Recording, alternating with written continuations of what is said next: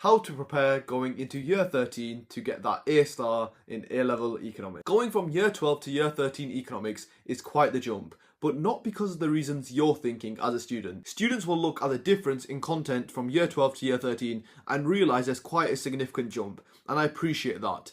But content, especially if you're aiming for the A and A star grades, will not be your biggest problem this year. Your biggest problem will 100%, and I know this from experience, will be exam technique. In year 12, you can get through with the lackluster exam technique, especially since lots of your exams will have been smaller tariff questions, like 5, 8, 12 mark questions, which aren't the largest answer questions. Whereas in year 13, if you are lacking the skills needed in exam technique, you will be exposed. Especially in those 20, 25 mark questions where if you cannot answer, if your exam technique skills are not there, you will be limited to something like 15, maybe even 10 marks, depending on how your exam technique skill is. Now, this video is aimed at a broad range of students. This is for the students who just finished year 12, who maybe just got an A and are now looking to push for an A star. But at the same time, it's aimed for the total opposite side of the spectrum. The students who just finished year 12 and are on an E grade. And for those students, to give you some hope, I've seen students with my own two eyes go from E's to A stars within a year, within year 13. So 100%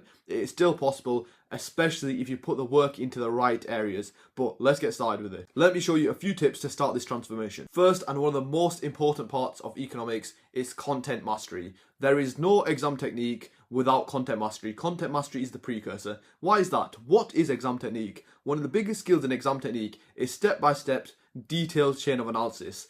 How are you going to include that detail in the chain of analysis, make it step by step, if you literally have never learned the detail? So you need to master the content before you have any chance at mastering your exam technique, which is again why I say economics is a double-edged sword. You have content mastery on one side, and you need to master your exam technique to get those top grades. So let's go through an actionable plan of actually how to do this. And I'm going to use a perspective of an E-grade student. And in my experience, an E-grade student pretty much knows nothing. So most of you will be doing much better than this individual, therefore you'll have a much lower workload. First things first, you need to make sure your foundations are solid, which is your year 12 content. So for Edexcel, that is theme 1 and theme 2, and for AQA it's a bit different, but just refer to your spec to see what you are assessed in year 12. So what I want you to do is revise and focus on your year 12 content, but at the same time keep up with your year 13 content. Now, the reason why I want you to focus on your year 12 content and keep up with it, since this is the foundations, and you need to have strong foundations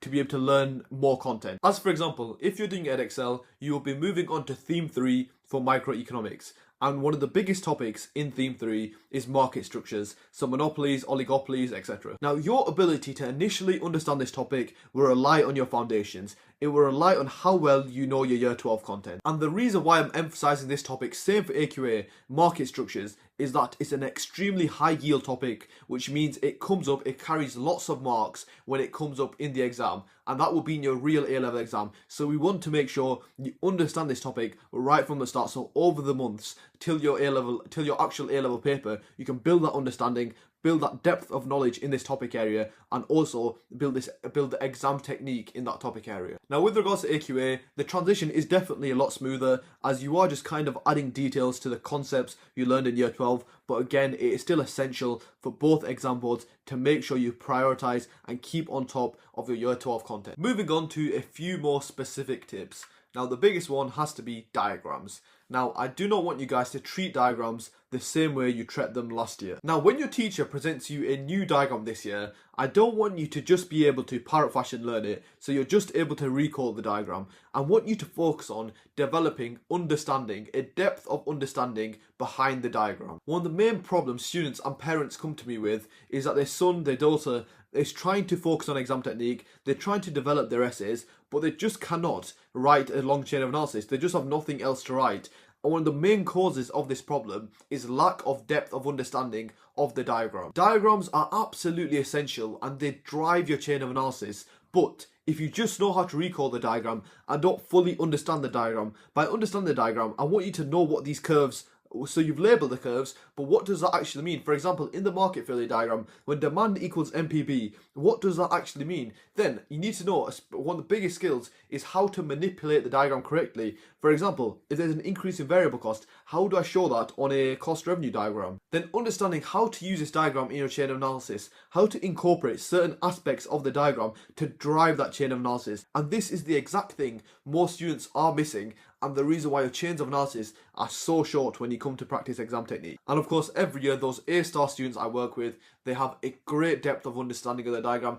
They fully can appreciate what a diagram means, what it shows, and how even the diagram relates to the real world of economics. For example, the Laffer curve, a great diagram to add some real world application with. But yeah, the main thing to take away here, make sure you're not just able to recall diagrams, you have a depth of understanding around the diagram. Moving on to the next tip, which is exam technique, which is pretty much all this channel is and what I'm known for as a tutor. Now there's no way I'll be able to do exam technique justice in a short period of time. I have full playlists, lots of videos on specifically exam technique, so make sure to check them out. But to give you a very simple summary, make sure your chain of analysis is step by step. Assume your examiner has no content knowledge. Make sure to incorporate your diagram. Use your diagram as much as possible. Use that diagrammatic analysis in your chains of analysis. It really does unlock those higher mark bands. And then, especially for examples like Edexcel, you need to have a great and a massive depth of appreciation of the real world of economics. And that links perfectly to the next tip, and this is one of the biggest jumps from year 12 to year 13 of the economics,